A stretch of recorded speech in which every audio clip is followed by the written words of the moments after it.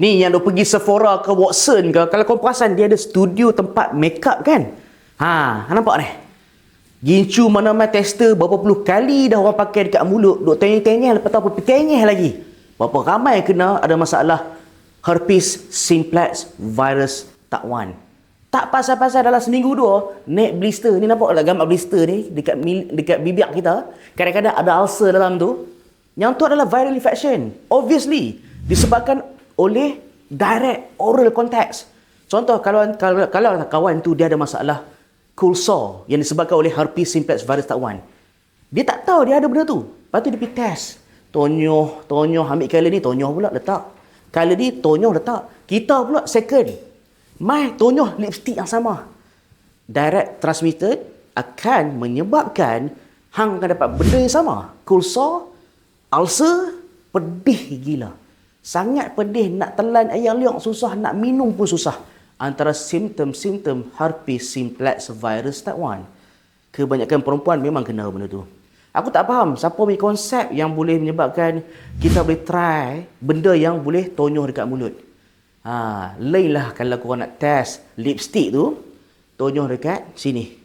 Dekat jari korang ke, dekat tangan tu tak apalah juga. Walaupun aku tak sarankan. Tapi kalau nak test, sini. Jangan test direct ni. Sebab herpes simplex virus suka kawasan yang buccal mucosa.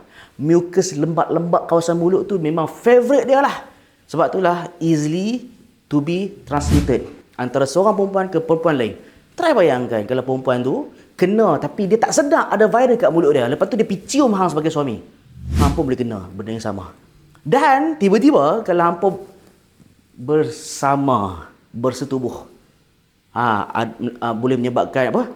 Ada aktiviti oral sex. Virus ni boleh transfer ke sini. Akan menyebabkan genital apa? Yes, genital wart. Akan menyebabkan kawasan sini. Tu yang problem dia. Yang tu yang aku sangat-sangat tak saran. Kalau boleh, pergi mana-mana lah. Tak kisahlah Sephora ke Watson ke Guardian. Any tempat-tempat ataupun pergi tempat studio makeup artist sekalipun. Jangan try lipstick yang dah banyak. Jangan try lipstick lah tu dekat mulut. Kalau boleh pakai lipstick sendiri. Kalau lah mua tu nak pakaikan lipstick korang, beli lipstick ataupun pakai lipstick yang baru.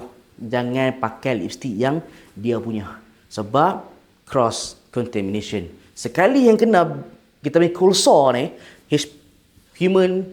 herpes simplex virus, hang makan tak sudah.